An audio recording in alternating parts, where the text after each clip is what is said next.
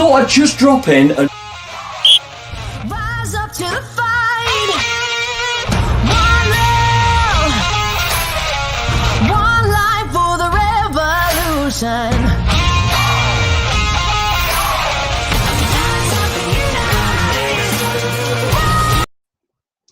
In football, soccer, when you think of a global brand, you automatically think of the big guns: Manchester City, United, Real Madrid, Juve, PSG. There's hundreds, pardon me if I left any of you out. But when you think on the youth side of it, youth football, youth soccer, a global brand that is on several different continents, that's huge. You've got over 30,000, maybe more members. The man behind that, Tim Schulz, is joining us here on Sporting Denver today. So Tim, welcome to Sporting Denver, and thanks for joining us, mate. Appreciated.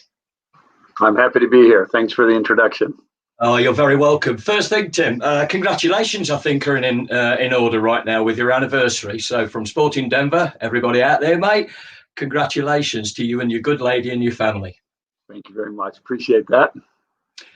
You've got a lot of programs within the organisation. First one I want to touch on is the Reach program, Tim. Could you enlighten our viewers on what that program exactly is and what it's about?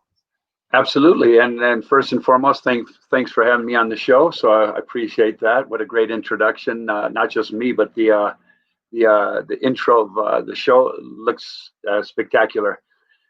Reach it stands for Rush Equipment Assisting Children. We started it when we started Rush Soccer.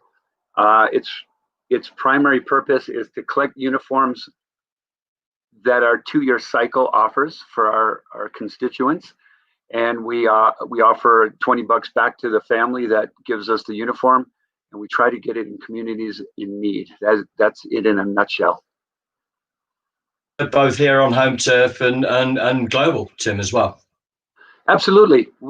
People think it's global. They think we just go to Africa and some of the deepest parts of the continent and countries and provide items there. But no, we go to inner cities in the United States as well. Our biggest goal is to get a set of uniforms.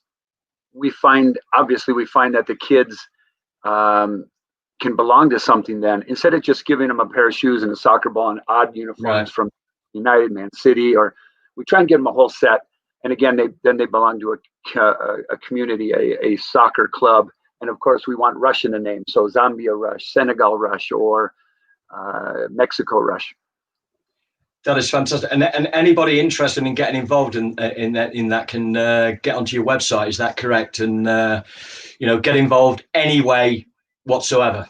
Absolutely, yeah. There's so many different venues that you can approach, whether it's being a volunteer or providing financial support or to donating a uniform. Your Rush Player Loan program, that really interested me, and I'm sure that will interest all our viewers and followers. Can you give us an update on that, the Player Loan program, Tim?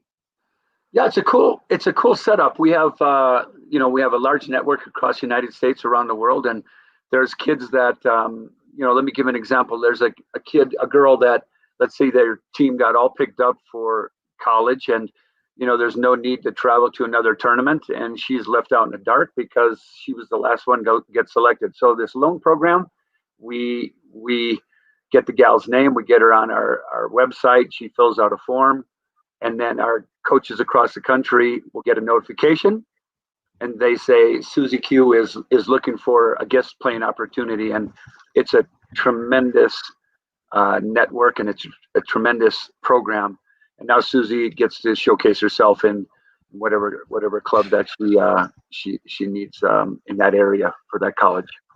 So my kid here in Colorado, looking to play a tournament, can connect with another one of the Rush franchises, whether it be up in Wisconsin, etc. Could jump on board with that, go make friends, go play in a tournament, and profile themselves. Correct?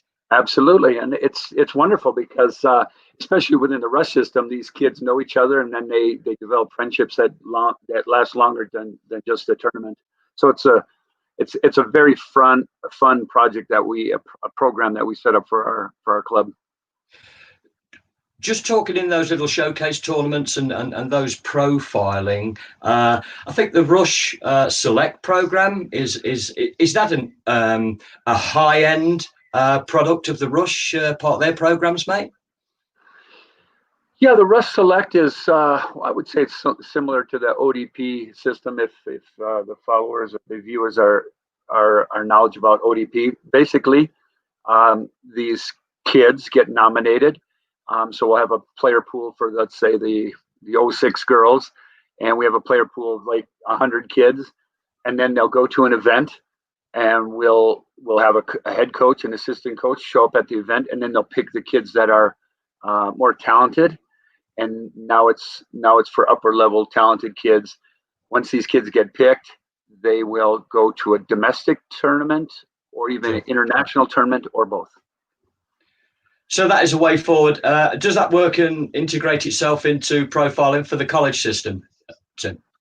Oh, no doubt. Yeah, we have a college advisory program, which maybe you're going to bring up later on, but our CAP director, college advisory program director, gets involved, creates profiles for the kids, and with his network of colleges, he gets the information out. So, very, very great opportunity for that kid that just needs to get seen and play with better players, because that always highlights the kid a bit more, because now they're playing with good players, and now the select name is labeled on their face or their chest or their logo or their profile, and now the college coach is a little bit more interested. So again, good program. That's fantastic. Let's stay on it while we're. Yeah, it was a question further on down the line, but let's stay on it, Tim. So, again, my son or my daughter wants to get involved in that select program, and it evolves into that college. So, how does that full CAP system work once I'm in the select program, Tim? Sure. The CAP college advisory program. We have a full-time director. He's located at St. Louis, and Josh Tyler. He is a very talented individual, works very hard, and what he does is sets up webinars and Zoom meetings, gets these kids acclimated to what the whole college process is about. Can be daunting for a freshman, and even for a first-year kid, and the parent doesn't know what to do. So this gentleman, he helps the kids along the way to really understand the process and get them motivated. Awesome program. The top player currently talked about is on the ladies United States women's national team, and in some quarters, Tim, probably one of the top 5 players, or considered one of the top 5 players on the planet. Can you talk to us a little bit about Lindsay? Sure, please.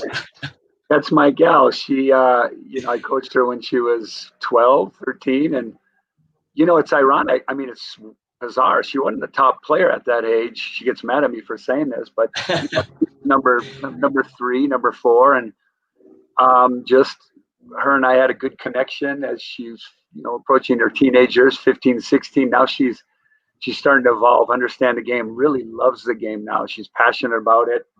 I don't know if she's gifted athletically. She's got a powerful strength to her, not a quick, wiry type player.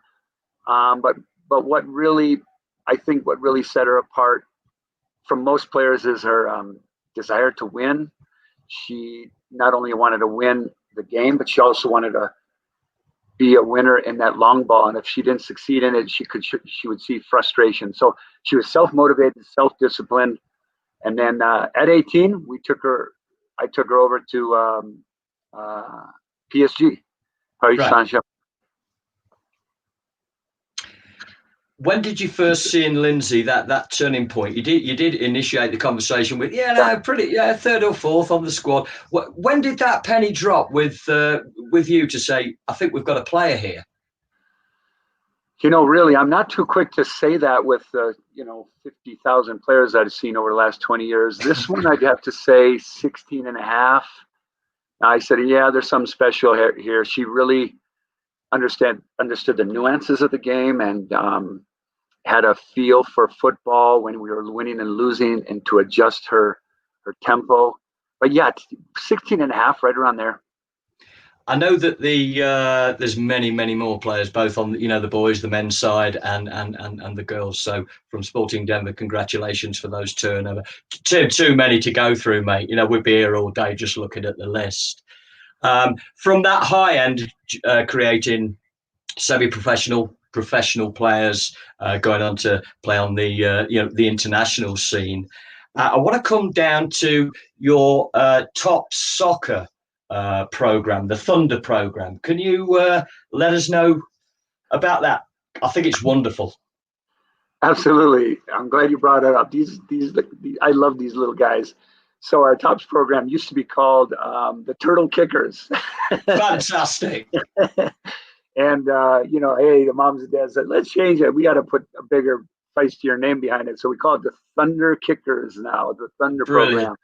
And these kids are special needs, Down syndrome, or have a physical disability, or, a mental setback, and something that we offer for that player.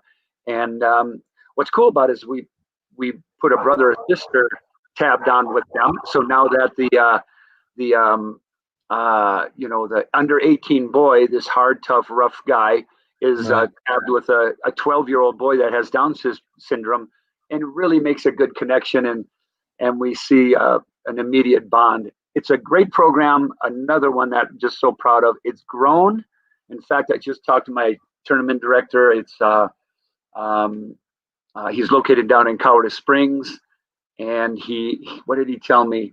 He's up to about 500 plus kids across the country. Amazing. Wonderful. And is that again? Can people go to that and sign up for that program? Certainly, parents wanting to get involved. Can they go to the website, Tim, and get involved?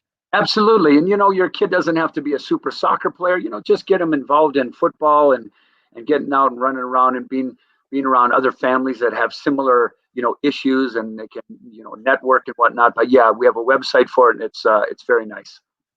I think running from top to bottom, from international right down to what you've just said, Tim, that kid that just loves the game.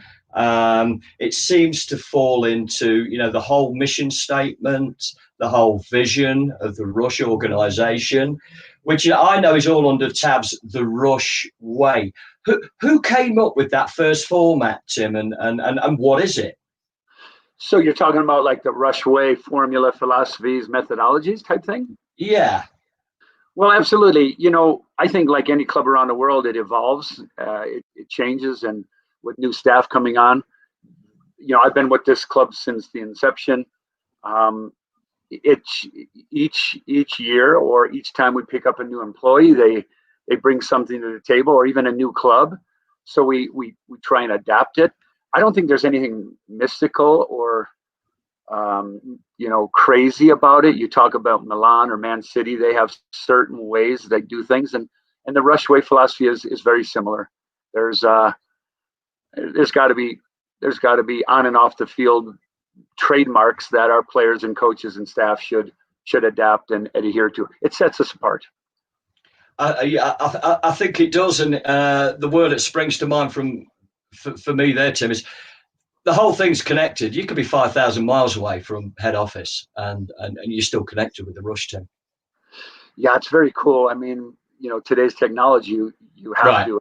I have to be able to communicate to Hawaii and New York at the same time, and even now Senegal. So now there's a connection through the internet, through all the communications that we have, and yeah, you can bring it to life through virtual. And here we are, virtual. The main crux of working with the Rush way. Did you integrate a style of play as a coach? Because I know you're a top level coach. Did you integrate a style of play for the whole Rush family? Richard, I wish I had a magical answer, and right. It's a little bit phony, and I hate to give everybody a downer on this, but who doesn't want to go chase the ball down, win it back, pass the ball around, and score as many goals as you can? I mean, everybody says, "Oh, we got a special way of playing." I know there's I know there's varieties of ways of playing, but you adjust during the game. You adjust during you're up a goal, down a goal. If you played back-to-back games, you adjust if you're playing a tough opponent and a weak opponent. So does Real Madrid say, okay, we're going to drop back and counter every game? No, they got to go chase a game sometimes when they're losing 1-0, or Barcelona, this ball possession. I think you should have a basic way of playing, but let's be fair. Football is football around the world.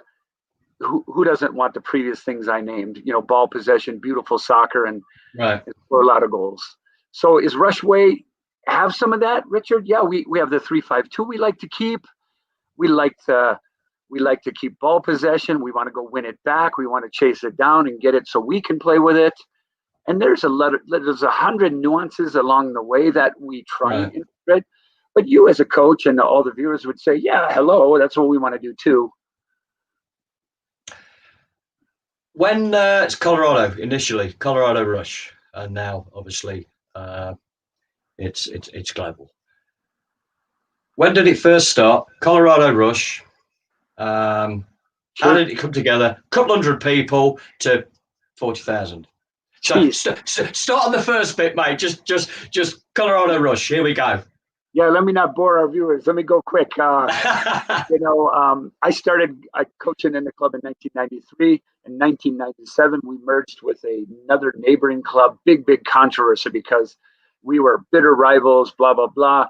And it was one of the first big mergers that really United States kind of could brag about or boast about. So Soccer America got a hold of it, and we called it Rush. It was a club up north, and we were down in South Denver. Immediately overnight, we became pretty powerful in our world, in our youth world. We won state cups, we won national championships, and now people could notice. And I had some clever business people come to me and say, why don't you share your model with other clubs around the country? And sure enough, we did one in Virginia. That was our first partner club in Virginia. They're called Virginia Rush. Yeah. That was a big partner. We had 3,500 kids join us. And Richard, back then, and even now, the federation focuses on national teams. They focus on education, but there really isn't a big push on how do I get a club to develop or how do I get a club to get better, which is, 90% of what a club is. It's not just 10% of coaching a player. It's HR and lawsuits and board of directors, politics, PR, marketing, and so we jumped on that side of things, and we were kind of the first. And off and running. You as a player, grassroots, Tim. When did you first start playing? And obviously it's in your blood, of course it is. So when did you first start playing? And what was your opinion of yourself looking back now as a player, mate? There's a question for you. Oh my God, what a scary picture. Okay, I love football. Let's start with that foundation. Yeah. I absolutely fell in love with this game. I started at 12 years old, and there was a Hungarian guy down the street in Milwaukee, Wisconsin that got me hooked up, and I played on an inner city program. I was one of the few white guys playing. There was two other Puerto Ricans, and the rest were Black Americans. And, it was just an incredible, great experience. We were called the Salvation Army Grenadiers. Brilliant. And, dude, our uniform was burned. There were burn marks in them, and some guy donated them because they were left in his garage and a fire started. So we all had burned uniforms. That's brilliant. Yeah, talented team. In fact, Michael Banks was one of the players, one of my buddies. He was my best friend. And his two older brothers were inner city, African American, and this boy went and played on the national team. If you go look up in the archives, Jimmy Banks played the national team, and him and I were 12 years old playing on the same team. So you start. That's fantastic. Kit from the garage at Bird Down, mate. Brilliant. That's proper jumpers for goalposts. That is brilliant, mate. Hey, you know what? Isn't that the way it is around the world? Forget about the fancy uniform, the $300 jersey. Just get out there and play. Great point. I keep saying that. Let's keep doing it anyway. So you've gone into your high school, and did you have aspirations to like go pro? Obviously going into college, education first, Tim, to further that soccer adventure. Well, no doubt. I think right around 14, 15, I was very serious about it. I wanted to play pro, and I dedicated a lot of time to it. I really studied how to become a pro and how many hours you need to put in. Make sure I was around a good coach down in Colorado College. I don't know if you remember Horst Richardson. And so I just knew Lou Sagastumi from the Air Force Academy. So I Wow, would yeah. out with these guys and just try and be one of those soccer rats. And if they needed an odd person or somebody to shake balls, I was there. And I knew those things. I knew that if I hung around top coaches, I could elevate my game. When you're around those sort of coaches, when your country sort of is new to it. Okay, it might be 25 years into it in its expansion. Did you find, Tim, that just not only working with those coaches, playing for them, just sat listening to them, was that inspirational as well? See, there you're onto something. I think these people just exuberate, love and passion for the game, and it's contagious. And then when they talk about, again, the little nuances of the game, you pick up stuff. And if you're sharp, I'm not saying I was sharp, but if you're in tune and really listen to what they have to say and apply it, you're on your way. These guys, they have a gift. They have a gift for teaching and having a gift to bring in the game to life. And that's all the pieces of the jigsaw. You can have all the talent and ability in the world, which is helpful, but you're listening to people, not just on the coaching field, Tim, but off the field. They're just as important. Would you agree with that? There's no question. The player and the coach have to meet halfway. I can't create this great training session and, I got the best knowledge in the world and I know how to win games and blah, blah, blah. And then the kid's not going to meet me there. He's going to show up and say this is a side product of what his life is. And it's not that important to him, and vice versa. You need a player that has that love and passion. But if the coach doesn't have that similar passion, that mirrored passion, or even knowledge, the player goes somewhere else, or worse yet, they go to a different sport. I think these people have to meet somewhere, someplace in time, right, where they meet halfway, and then sparks happen. Good things happen. You've got that halfway house where you can open up between player and coach. Invaluable. I think so. If we had a different formula, we'd all be billionaires. We know which player is going to make it. We kind of feel it. We see it. And then me as a director, I got to look for coaches that just love that. They love football and they can bring the best out of their students. Okay, so I'm going to live on that little statement there. When you're looking for coaches, obviously qualifications help, of course. Are you looking for something else in that coaches, maybe that personality and a little bit of experience in there, Tim? Yeah, I'm not a big man on resume and where you've been, what you've done, the A license. I'm not saying the A license isn't good. Don't get me wrong. Right? We need to look at that player that, or that coach, that has a gift for teaching. And if they have half the knowledge of that brilliant coach but can't deliver properly, I'll take the second one. I'll take the first one, the one that has the gift, that loves kids, knows how to teach it and bring it out in that simplified version. Those are special people. They're like Pied Pipers. That's almost a gift. Yeah. And I saw that funny video with Cristiano Ronaldo where he dressed up as a bum, and he was in in the middle of Madrid, and he's juggling, and nobody gave him the time of day, because he looks like a bum, right? But now he's juggling, and oh wow, he's doing something special. And then he's even trying to talk to kids. People are passing him by, and the real story is, people, do you recognize true talent? Do you really see a kid or a coach that has some gift inside them, but he doesn't have the A license, he doesn't have the gear on, the Adidas red uniform, and and hey, I got, I grew up in Man City, and I was in their youth department. Well, I don't really care. I want the guy downtown Gambia, Banjul, that goes, this guy's got something special about him, and a top instructor can see those things. It's not that in Ronaldo either fake or real. dressed up or not dressed up. At what stage in your football career did you decide I'm going to go into coaching? I was 31. I quit playing. I thought, I'm going to get into this other profession, similar to what I knew, but I never wanted to be a coach along the way. I didn't have that desire. I wanted to get into construction and build houses.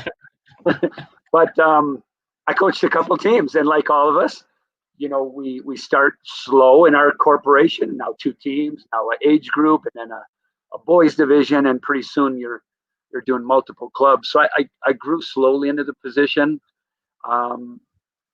I'm not so sure I love coaching anymore. I kind of do, but not as much as club development. I loved it way back then, and I loved developing, and I love to win, and I love to compete.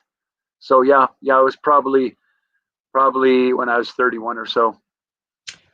In terms of coaching, any coaches come to mind just inspirational to you for that gift they had, as well as the knowledge, and that guy that's come from nowhere, no pro player, anybody like that in your involvement in football, Tim? Well, no question, some of my pro coaches, they were special people. I think they make it I think they make it pro because they're special at delivering player management. They weren't I look back, and they weren't so necessarily good at exercises and drills, but player management, bringing the team together and doing their job. If the player didn't perform, they would just trade them and get a new one. That was the pro world. But I was smart enough to know, and even today to know, that this coach was good at these 4 or 5 things. And Jimmy Gabriel comes to mind. He took me in when I was 18. He not only created a good team, but he would take me under his wing and pull me aside and give me extra pointers, which typically a pro coach doesn't do. So Jimmy Gabriel was kind of exceptional. And I think it was during that point in my life, I'm 18, 19, 20, and I'm just getting in the pro realm. He had that gift of talking to individuals as well. What's it look like in terms of the excitement? You said working behind the scenes, not so much the coaching now. I'm sure you still like to get your boots on, mate, and get out there and absolutely. Show them how it's done, Tim. Right? Of course, politely, of course. What's it look like with any or the feel behind the scenes of that expansion? Certainly in the United States. What's it look like behind the scenes? What's your day look like doing that, Tim? Well, my day is filled with fun things. I get up early and stay up late, and I think anybody that loves their job, it's a gift, because you really don't count it as work. I work hard, and more importantly, I have some good people that are around me, and I would truly say that they're around me. I'm not above or below. I think that's one of the Rushway philosophies: is everybody brings something special to the table. And we have a talented group of people. I just got off a conference about 2 hours with these guys. One's from Germany, one's from Brazil, one's from America. He's a Rush alumni, and the other one's from Argentina. So it's an amazing group of people, and we sit and bounce ideas off each other. Yeah, I'm the president and CEO, but I'm on the bottom of the org chart. I've said that from day one. I will line fields still. I'll clean toilets if I need to, and that's just what a president should do. And keep the big vision in mind, that always to be why we do something. What's my big vision? What's our purpose? And then daily grind it out. If you need anybody to, cut the fields or anything like that, you've got my number, mate. Anyway, I've got a fantastic lawnmower, 56-inch. I could turn it on a dime, mate. No problem. So give us a call. I'll bring the nets as well, Tim. That's right. Hey, we've all done that. We're still doing it. No problem with me. Yeah. Hey, are you around Colorado this weekend? I know we've got games going on. Are you around anywhere, Clement or Addenbrooke, Tim? We've got a tournament up at Dick's Sporting Complex. I'm going to head up there with my little guys, my 09s. I'll give you a call. I might catch up with you. Let's go have some fun. We can do that. Don't ask me to coach him, because I can make really good players average. So don't involve me on the coaching side, Tim. There's my little squirts right there. I did an Instagram post, and I said we got three objectives for this year. No crying, wipe your own nose, and don't go to your mom at halftime. I saw that. Are they a good crew? do they sort of recharge the batteries when you come down to that age group? Does it like recharge you, Tim? You know, Dude, I love it. I honestly think I can coach the senior. I coach the women's U20 national team, but I can correct. also drop down to the 09s and have some fun with these little guys. I think a DOC has to. They have to adjust how to manage the different ages. I think on the age group thing as well, Tim, some of the younger players, when you're looking at U8 through 9, 10, 11, even 12, boys and girls, on occasions, they can actually cut you to the quick and teach you something. No question. There's humility factor. You're big on this. Okay, let's do an offside trap, and the kid's saying, "Hey, my orange is rotten." Then you got to work with that. That is brilliant. Hey Tim, I'm going to hit you with quick fire 5 questions, mate. Okay. Here we go. Who was your team that you supported growing up as a boy, mate? Bayern Munich. Was that Gerd Müller, Beckenbauer, or prior to that, Uli Hoeneß, or anything along those lines? You're hitting them. Okay, I'll leave it at that. Franz Beckenbauer. Yep. Uli Hoeneß, Gerd Müller, Schwarzenbeck. Yep. Oh, you got them all. And also West Germany, they were brilliant in those days. Oh hey, your player then? I know we've just named a few. Your player growing up? I'd have to say 2 of them. Franz Beckenbauer. I got to go to him. And then, crazy enough, I flip-flopped to a more creative George Best, who I signed the same day as him in San Jose, and he was my roommate. So he became, even though I consider myself a young adult, he was one of my idols. There's a few stories we could. I'll leave that one. Oh my God. George Best, he's my boy, mate. Yeah, fantastic. Nobody believes this, but my first year he was my roommate, and I don't talk about it much because no. Back then I didn't realize how big he was because you didn't have internet, you didn't have all that stuff. But we would go on tours. When we went to England, he was a god. It was the 5th Beatle. That's right, the 5th Beatle. There we go. Don't ask me to sing. I won't ask you, Tim. So there we go. What's your best coaching moment? I would have to say, my women's U20 national team. That was a great time. Good kids. I love those gals. We traveled around the world for a year. It'd have to be a 1-year moment. Friends for life. Yeah.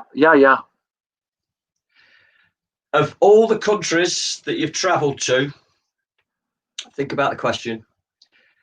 All the cuisines that you've maybe sampled, okay, you know where I'm going. Listen to this little bit. Which is the food that you've probably not wanted to try but surprised you and said, that's okay, actually. I wouldn't have chosen that one. Wow, interesting. I'd have to go to India. Okay. I looked at their food and said, there's no way I'm touching this. That doesn't look edible.